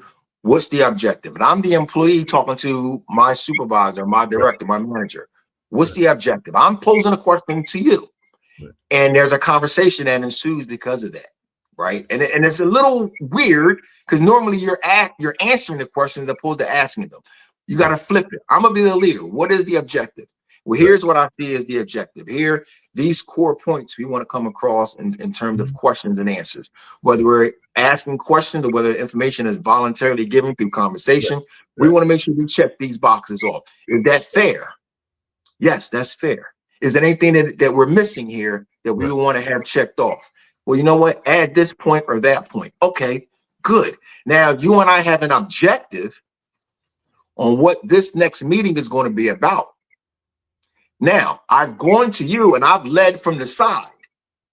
Now, the leader who may be feeling a little bit whatever, because of the conversation, that trust starts to come back. Now, it's not going to happen like that. But after a process or two or three, that trust will again come to surface. See, leaders have an opportunity and a responsibility to lead from wherever they are. I've led up. Sometimes you have to lead down. Sometimes you have to lead up. Yeah. You have to know that the leader that's ahead of you, you have to understand their deficiencies, because we all have some deficiencies. If there's a trust, then what can I do to make them more trustworthy of me? You have a responsibility to do that. That comes from the self-awareness. Thank you, Coach Mike. Can I just jump in there real quick just to add on to that? Because I think everyone here, minus Mark, has been in a leadership in a volunteer capacity. And that's the big one, because normally when I sign up for something, it's because I believe in a mission, as Mark stated. So what I don't understand is that when you're thinking about on your paid job, now my thing here is if I'm going to do this paid job, I know I'm gonna get some resistance. But when you're in a volunteer arena, what do you do? Because as a leadership, basically you have an outcome that needs to be done. So now I already know all the steps. All I did is I did the framework because I'm visual. So what do you do? Because you don't want to have dissension, because sometimes someone was given a task and they did not execute it. What do you do there without messing it up? Because again, we are doing this because we love it. Now in a paid job, you got to deal with it. So what would you do as a coach? How would you tell the listener to do when you are giving a task? Now you don't want to micromanage, but however, it's a volunteer job and you don't want someone to lose the respect for you. It's not personal, it's business. What do you recommend as a coach for a leader who is trying to get something done? And now you're at the point, I could do it by myself. It's just that now we need to be able to execute. So what kind words do you have us to coach us along that process? Awesome. So it goes back to understanding it's the same thing. It's just a little different twist. So what is our mission? In a volunteer world, what is the mission? And it is a level of transparency. Here's the mission. What is it that your role provides to this mission? Like, what is that you bring to our team that can help us, enable us to accomplish this mission? So it's about transparency and understanding. In a volunteer-based leadership capacity, the leader has to have demonstrated the capacity or willingness to do the work. Whereas in corporate and structure, you just kind of do what I say, whether you like it or not. But in a volunteer base, in order to get the buy-in, the leader should have demonstrated either currently or in the past the willingness and the aptitude to get the job done. Because that gives you a set of credibility that otherwise you may not have. And in a volunteer capacity, that's part of the buy-in. That's part of the buy-in. So not only am I going to find out, and we're going to discuss what your skill sets are and how they attribute to the success of our overall goal, I'm also going to work with you in that process. Now, I may not have the capacity to work with you step by step because I have other responsibilities, but I'm going to give you a little bit of my time. I'm going to give you a little bit of my time. I'm going to give a little bit of my time to that project over there. I'm going to give a little bit of my time to this initiative right here. And collectively, everyone is saying like, okay, I can buy in because they're part of the solution. Corporate America and the corporate structure where you're getting paid to do a job is totally different than the volunteer world. Leadership is totally different. It's about your ability to connect. If you don't have the ability to connect, then it's a lost cause, particularly in a volunteer-based world. It's a lost cause. It's funny you ask that because when I speak to clients, corporate clients, I'll ask them, how do you influence your team? You know, your board, executives, how do you influence them to work? And they don't understand the question. They don't understand the question. Well, you know, this, that, and the other. We have our mission statement, this, that, and the other. But at the end of the day, it comes down to a paycheck. That's what it comes down to. They're influenced by a paycheck. That's fair. I said, part of my experience is having that paycheck as well to dangle to employees. The other half of my experience comes from having people follow me because they want to. Yeah, that makes sense. That's a different mentality. Yeah. Having people follow you because they want to. So now what about your leadership skills? Director, CEO, president, people manager. What about your leadership skills will have people want to follow you beyond you just giving them a paycheck? Yeah, that makes sense. Address that question. Yes, you did. Thank you very much. That's a good answer. No, I'm saying if you address that question, then you can answer everything else. It's a personal question. What is it that I need to do? What do I have to show? Hey, Yes. Coach Mike. Thank you. Yeah, Coach Mike, along those same lines and everything along that way. I was talking earlier today before we started the show about a gentleman that's one of the coaches for Indiana and everything along those lines. And actually, another Indiana person, he actually went to Indiana University, talks about his problem as well. But one of the coaches was in welfare for 2 years and is now a $1 million coach and everything along those lines. And then even Mark Cuban himself went through financial hardship. As a matter of fact, he lived in a cramped apartment and worked multiple jobs to support himself when he went to Indiana. And he even described his time building his first company as broke as F and everything like that. And he didn't take a vacation for several years to focus on his business. So some people aren't willing to make those sacrifices. So I was just wondering your thoughts about, do you really have to make those kind of like harsh life sacrifices? Because we oftentimes hear those racial algebra stories and everything along those lines where people have gone through some tremendous turmoil and then they have gone off to become rich beyond rich, the biggest riches that we can have. I think there's even stories around what Elon Musk history and everything like that. So I just wanted, because that's one of those narratives that's out there, is that some people are afraid of leadership because they're afraid that they're going to have to struggle too much in order to be a leader when they hear those kind of stories. Like Brian, I forgot Brian's last name, but he's one of the defensive coordinators for Indiana University and their football team that'll be playing for the national championship. But he literally said he was in welfare for 2 years, making like $6,000 and having to do that cost cutting and everything. And now he's got like, I think, a 3 or 4 million, maybe even a $6 million contract and everything like that. So the honest answer is yes. To go up, you have to give up.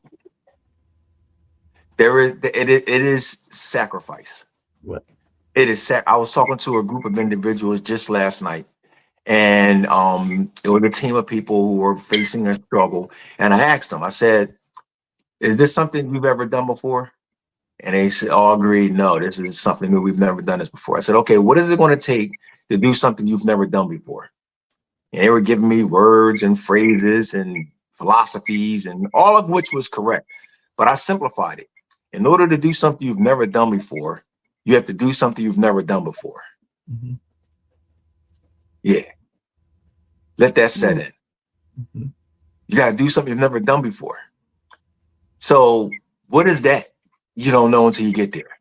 Yeah. So it is about sacrifice. Look at some of our most renowned leaders in the history of our time. I'll take Martin Luther King.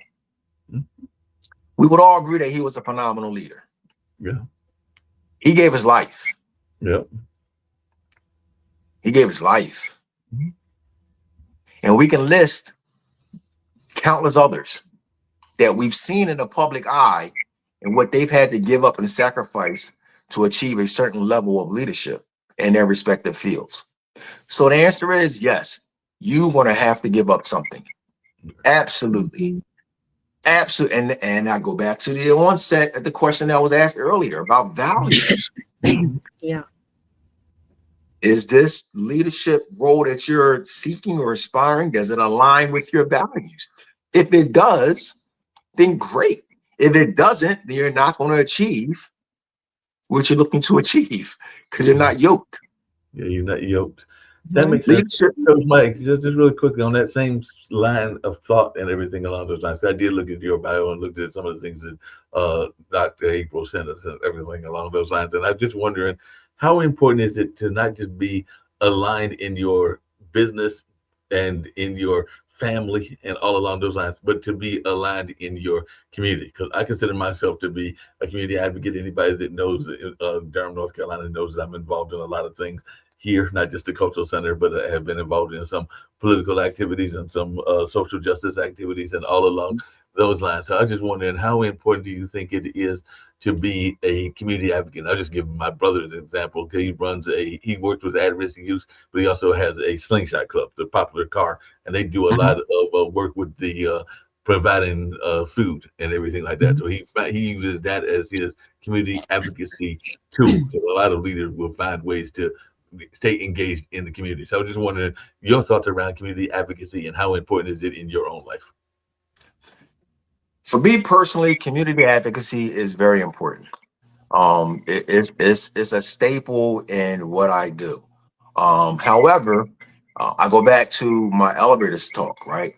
My objective is to add value to people who want to add value to other people. Right. How you choose to add value to other people could be vast. It could be bad. It could be looking like community engagement or community advocacy or things of that nature. It doesn't have to necessarily fit that mold. But in leadership, there is a certain level, a high level of service that's required. Leadership is about service. You are serving those that you are quote unquote leading. You are providing a service. You are giving of yourself. That's why that elevator talk is so key, because leadership is not about telling people what to do. It's about adding value to people and empowering them to get what needs to be done completed. It's a different mindset. In order to do that, you have to have a certain love for people. You have to. You have to. So yes, community advocacy is important for me, but it doesn't have to be important for everyone in order for them to be a good and effective leader. But there is a component that requires service, service to others. That is a huge component of leadership, effective leadership. So I hope that answered your question. No, that definitely answered my question and everything like that. Perfect. In that same space, how do you deal with people? And this is gonna be a slightly left question, but I think you'll know where I'm going. In all along those lines, within leadership, there are sometimes people that have a different vision than you do and everything like that, and they want you to be take on their vision, even though it may not be your own vision and everything like that. Because I know even in my own life, I'll give examples. I've had friends that have wanted me to not just support them. I don't mind supporting people. I mean, I support April, I support the Butterfly Room, I support a number of others, but I've had friends that wanted me to support them at the cost of things that I have value with and things that I want to do as well. So they kind of like want to hijack your mission and everything like that. So I just wondered, is that something that you talk about in your leadership training, and how do you get people to get away from that? Because you will have people in life that will try to hijack your mission. I remember one friend that had a idea that everybody should come under his fold in terms of like his business and everything like that, and bring their business under his fold and everything, not realizing that we all had our own separate visions and everything like that. Right. So how do you deal with those folks that want to hijack the vision? So I'm gonna start with the last thing you just said. Everyone has their own separate vision, right? So I'm gonna start with that. So I was listening to I can't recall the speaker. He passed now. A brother from the Bahamas, Miles Monroe, Dr. Miles Monroe. You may have listened to him. I'm a fan of his. And he did a talk on vision. And the premise was that everyone has their own vision. And there are no two visions that are alike. Exactly. You have your own vision, and that was given to you by God. Your own vision. Now, with that understanding, I have a conversation that sounds a little bit like this. Everyone has their own vision, and your vision is for you like my vision is for me. If our visions are closely aligned, there's opportunity for us to work together. Exactly. If they're not closely aligned, then you are accountable for your vision, and I am accountable for my vision. So here's the promise. I will try not to do anything that will be counterproductive to you achieving your vision, meaning that if I can help, I will help.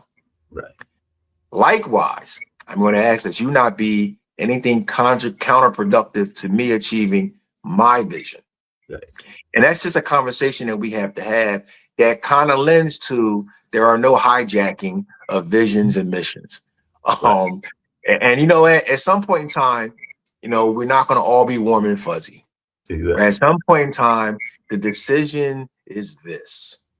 And my objective as a leader is to make sure that you understand the decision, that you're not walking away from the decision confused or lacking an understanding. Once I've done that, then how you choose to handle it is a separate conversation. I can help you manage that as well. Not that it's going to change, but I can help you manage how you respond to it and how you react to it. That's a different conversation. Yeah, that makes sense. Yeah. So listen, Mark, thank you for talking a lot for me because my voice is jacked up, but I learned a lot today. But so, Coach Mike, your realism is very important, and I'm like that too. What I tell a lot of people is I'm very forward, and I'm gonna tell you the truth. And I think that's really important also in leadership, because you got to challenge people, and that's the way of challenging them. Like you said, everything is not going to be warm and fuzzy. So in the coaching world, you got to push people, you got to challenge them and get them to the place that they want to go, but they have to be the receiver of that too. Yep. So as you are working with these people, do you keep it real with them too? If you feel like they're resistant and they don't want to go anywhere, do you tell them straight out, look, this is what I see? What do you do when you see that? So the funny thing is, I had to learn this at the onset, that coaching is not me doing a job for you. I'm not your mentor. Mm-hmm. I'm not your advisor. Although some of those roles kind of overlap in the coaching and there can be some similarities, but the definition of coaching is I'm none of those things. I'm not your mental health provider. I'm none of those things. My job as a coach is to help you identify a challenge and help you to find a solution to meeting your objective, whatever that may be. That's my job as a coach, to help you find your solution, to give you a sense of accountability for identifying the solution, identifying the plan, coming up with your standard, and then living up to it. But it's your standard. So the first thing first is, what is the standard that you want to accept for yourself? And once we have that understanding, my job is to hold you to your standard, not my standard, but your standard. So it looks a little bit like, okay, well, we agreed that you would do X, Y, and Z. And then how we've had some excuses on why that hasn't accomplished. You haven't accomplished that. Mm-hmm. What are you telling yourself about that? And then I shut up, because I need you to come to the realization that you are not cheating me. You have cheated yourself. Yeah. So I keep it, the focus is all about you. My job is to help you navigate a little bit, maybe give you a little push if you get stuck, to remind you of the roadmap that you set out, that we agreed to was a good roadmap. We agreed to this as the plan, right? We agreed to this. We talked about the pros and cons, and you settled like, this is the way we want to go. Yes, Coach Mike. Okay, what happened? And then I shut up. And that puts all of the responsibility on them. So, and it happens. So normally in a coaching arrangement, I may have, 10 or 12 sessions set up for a coaching arrangement, executive coaching, professional coaching, whatever it may be, one-on-one or two-on-one, meaning me and two others. And I may have that, and we will have some ground rules that we will set, and we will map some things out. And it may be third session in when we're getting into some good stuff and we trip and fall. It happens. Mm-hmm. Okay, we stumble. Maybe we're a little too aggressive. Okay, maybe we need to back up a little bit and reset and start again. But we're going to own that. We're going to own that. Because at the end of the day, this is your journey that I'm helping you to navigate. So I just put the responsibility back on them.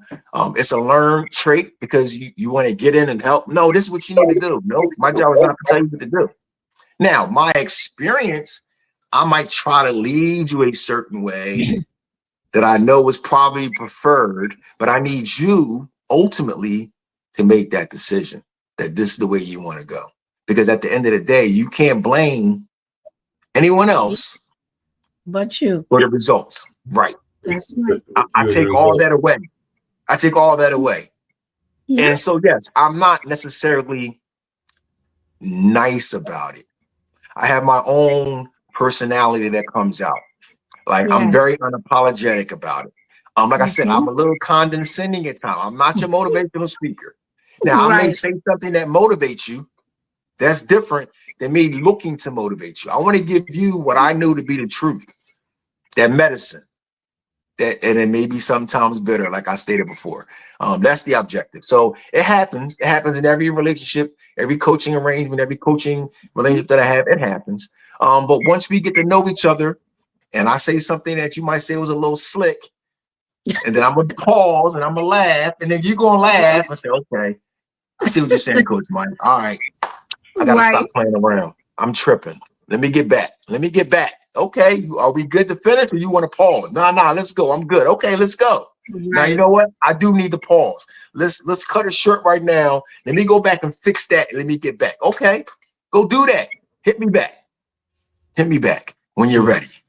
Yeah, I like that, Coach Mike. Hey, Coach Mike, along those same lines, I think people are sometimes surprised, and you mentioned your own family and the changes you went through when you went from corporate America to being a coach and everything like that. But I think sometimes people are surprised that leadership isn't always where you expect it to be and everything like that. Because I know that even in my own family, some of the biggest leaders among my cousins are actually, ironically, those that are slightly younger. I know that in my one cousin's situation, his older brother isn't the one that is in charge of the family situation, but his younger brother, who is a GBI officer, is actually the one that is doing more of the family leadership. And I would even argue that my own cousin, who's probably about, I'm in my early 60s, so she's probably about 10 years or 13 years younger than me, is one of the leaders of our family dynamic and everything like that. So I think sometimes people are surprised that the leaders are not the stereotypical leaders. So I was just wondering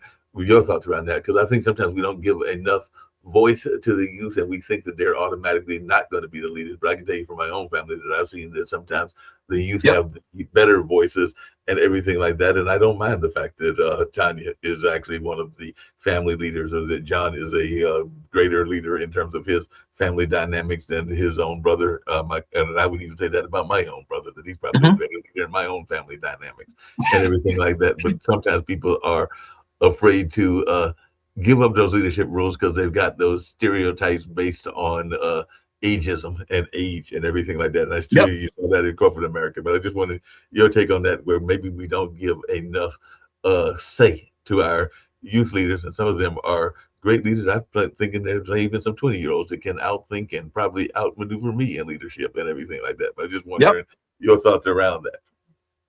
Yes. So you hit a couple good points, right? Leadership has nothing to do with title. Right. Has nothing to do with seniority. Right. Those things that we typically want to identify and classify as the appropriateness for a person to be identified as a leader, that's not the case. Leadership is really about love. Right. And I know that sounds really corny. I did a talk in a prison before the holidays, like early December. Now, mind you, I have never been in a prison before in any capacity at all. It was my first time. And I went inside a prison into their yard and did a leadership talk. And I said leadership is love. And I know that sounds corny. Same thing I just said, I repeated it. And they said, nah, that's not corny, Coach Mike. That's not corny. That's real. I said, okay, yeah, it is real. Thank you. I needed that affirmation that they received it. But leadership is love. It's your ability to love the people that you're impacting. So if that's the case, then what does it look like? It looks like the person that's able to demonstrate that love. It doesn't matter the age. It doesn't matter the sex. It doesn't matter the circumstance. It doesn't matter the experience. None of that matters. It's the ability to show that love. Because if that's the case, then I'm going to listen to what it is that you have to say. I'm going to pay attention to what's going on around everybody and what's impacting everybody. I'm going to have empathy for your situations and what's going on in your life. I'm paying attention. And that ability puts me in a position to be a leader. Or even and yes, you can be young, you can be old. Yes, absolutely. Or even their title and everything like that. Because I mean, I'm sure that people in and I just know this because of Pod TV and knowing some people from this particular country. I'm sure that some 10 or 15 years ago, when he was only known as a comic and a TV host that people were not expecting Zelensky to be a leader, but he was thrust into that role, and he's definitely a leader of his country and everything like that. But I'm sure that the people that know that history would not expect him what amounted to a TV host, because he was their version, only a much nicer version of Trump and everything like that, because he was literally a comic and a TV host. Exactly. Leadership is your ability to influence. Yes, agreed. Toya, I see you have a visitor with you.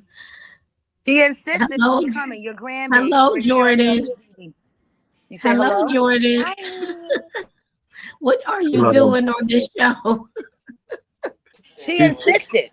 So she was Tonya, and she came out after me. So I stepped in there to spend time with the little ones for the welcome, and she insisted on being on the show today. So I can't do that. Okay. She Well, keeps leaving me in there. That's the beginning of. That's the Would beginning that of be an a example of a leader? leader. She was just being a leader. She was saying that I want to be here on the show. She was being a leader. Absolutely. Agreed. This is a future leader here. So she just That's said right. she wanted what she wanted. She said I left it. I kept leaving. So she followed me. So she heard a little bit. Good. Okay, good. That's amazing. good. That's amazing. Congratulations. Thank you. Yes, Thank and I you for said I wanted to be listening. here for the parting words. I said, Nanny, always we do the parting words, and I wanted to be here for that. And she said she's going to be part of that too.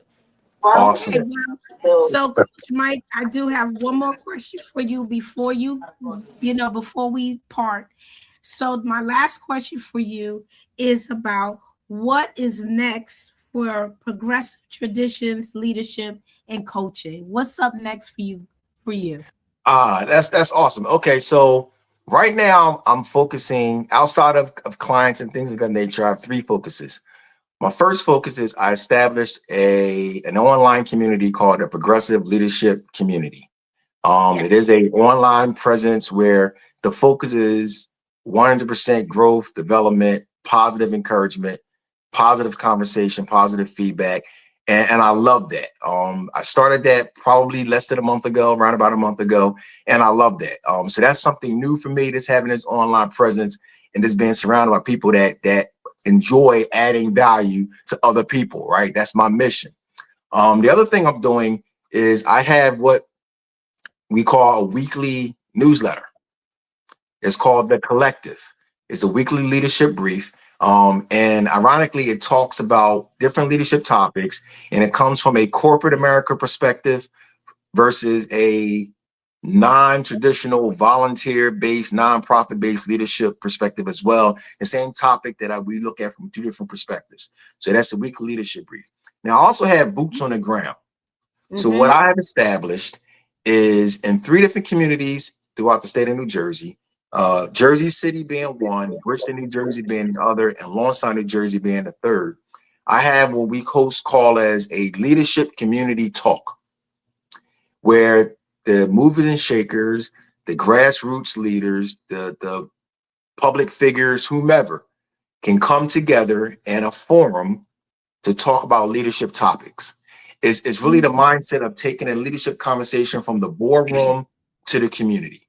And the objective is for the community to invest in themselves from a leadership perspective, and then watch how that helps to shape their community.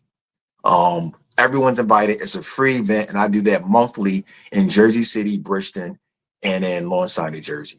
So those are the 3 things that are up and coming and that are what I'm kind of doing now. There's more information that can be found on my website about those things and anything else that I may be involved in. Nice. Can I post your website on the couch? Because I'd like to ask that. Okay, yes. I will make sure that I do that. So being that now we get into the end of our show, yes, we always have parting words, but I'm going to have you go almost last, Coach Mike, right before me. So I do have Toya and Jordan. So they're going to start with their parting words for the day because they have their luncheon going on. And then we're going to go to Mark, then Dean, then you, and then myself. Okay? All right. Yes. Thank you so much, Coach Mike, for finally accepting our invitation. I know your schedule has been busy. As I said before, it was God's design. You had to wait, not knowing that, because I'm part of your community, that now it has unfolded and that gave everything that we needed today. And as I say, I'm compassionate about everything that I put my time into. So you gave us some good words. And sometimes it may be not what we want, but the candor is needed, because if you're really for the mission of what you're involved in, now the paid job, we get it. So thank you. And I'm so glad that you are here today. And we're looking forward to what you have, because Coach Mike know what he's talking about. He came from corporate America, volunteer. And now, you know, you didn't speak of it, but he's a past Grand Master for the state of New Jersey. So that right there means that you have been an effective leader. Now you've taken that and moved forward to the next. And I wish you nothing but much success. And you know, you're going to have to come to my show too, the Butterfly Room. Because Yes. right now, this is where we get the clinical, we do everything. But now we want to have folks grassroots so you can heal. Because right now, everyone has a leader inside of them. And now, Jordan, what are your words? Nothing. Okay, she said nothing. You going to say bye to Nanny and Papa? Bye, Mimi. Bye, Poppy. Okay, bye-bye. We're leaving, and we hope to see you guys soon. Enjoy the rest of Okay, the have a day. good day, Jordan. Have All a right, Bye-bye. good Toya, day. thank you. Have a good day. Bye-bye. Mark, you up.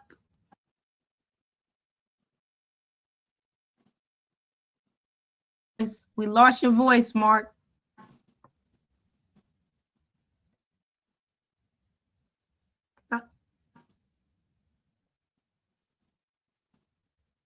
Did you get my voice back? There you go. We Okay. got you. All right. Just had to adjust some things on the computer. You know, computers have a mind of their own and everything like Yes, that. they do. Coach Mike, it has been a thorough joy hearing from you and hearing the conversation and all along those lines. And like I said, I do think that this coming Friday, you'll be the next Butterfly Room, because I produced that show as well as producing a number of other shows on Pod TV, the network that I'm part of, and everything like that. I like what you said about the work that you're doing with nonprofits. My mother was actually a founder, the first president of the Golden Leaf Foundation, which is some of the tobacco settlement money and everything like that. And she's been retired for about 10 years. But I know one of the things that she talks about, which is one of those leadership qualities, which comes down to what you were talking about, which is listening, is that too often people don't even listen to what they need to listen to, because you know, if you get money from a nonprofit, the nonprofit or a foundation, they're expecting you to be out of that nonprofit within at least 5 to 10 years. They want you to become self-dependent and all along those lines. And a lot of times they didn't understand that. And that's why they ran into crisis, because they would get the money during the time that they would expect it and not get it and not follow the plans as they are supposed to. And that's definitely something that she did as a coach in her own way, in terms of coaching people as to how to operate within the nonprofit world. And I'm not saying that all nonprofits do that, but most of them have a limitation as to how long they want you to be on their dole and everything like that. They want you to eventually work toward independence, which is a trait of leadership. So I'll leave it at that. It's this notion that we need to understand the different qualities of leadership, including the fact of using leadership as a way to obtain independence by understanding the rules when we're going into the different rooms, whether that's a room of conversation with like-minded individuals or even non-like-minded individuals, or whether we're using our leadership skills to get money. Thank you. Thank you. Thanks, Mark. Thank Dean, you up.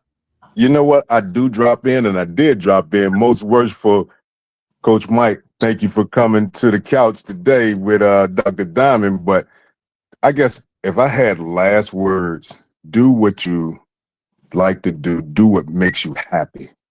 Do what brings joy to you. And if you do that, you won't work as hard as you think you will. But always, when you walk out your front door, it's showtime and the world is your stage. Just make sure that people are not watching the rehearsal.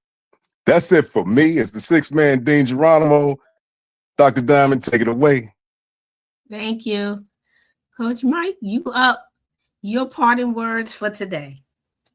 Awesome. So my parting word, first of all, I appreciate the invitation. This conversation has been amazing for me. I thank you so very much for having me.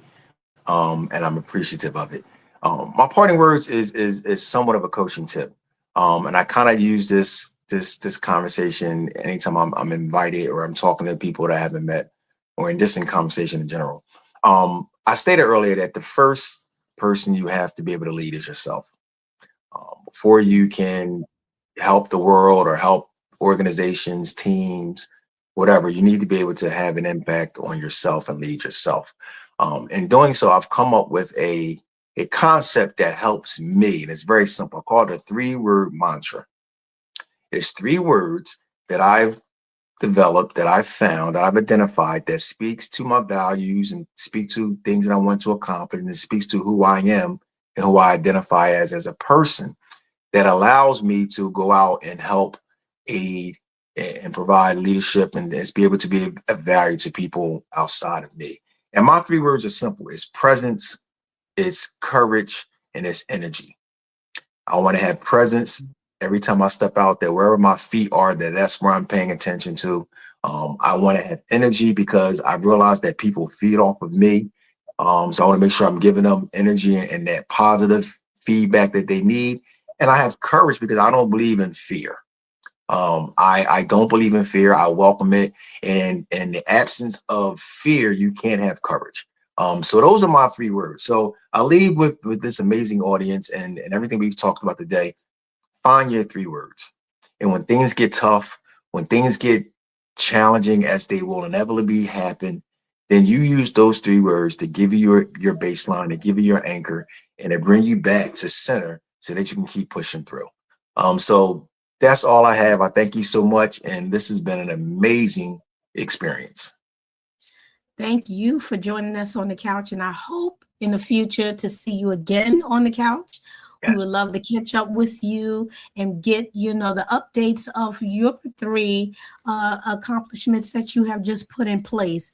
And you're doing them all at the same time, but, it is warranted and needed. So I thank you for that. And, to our audience of On the Couch, look forward to Coach Mike coming back with us again as his schedule permits. So thank you. And I'm going to have you in the back studio while I begin to give my last words as well. So again, thank you all for joining us on the couch today. And I hope you did learn a lot from Coach Mike. He brought some wealth of information to us, leadership, the different parts of leadership. So those of you that are in leadership, I hope you took something from what he was telling you today, how to develop people, how to understand yourself first. Put yourself first, figure out who you are, the who am I. He talked about values. What are your values?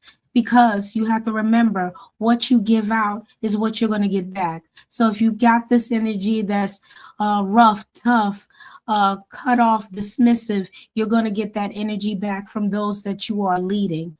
Remember, leading is also teaching. So if you're teaching people, teach them to become what they want to become, which is possibly a leader like you. So keep that in mind. So remember those things. He also talked about developing your own 3 words. I have my own: peace, love, and tranquility. As you know, I end my show in that way. So remember to take care of yourselves.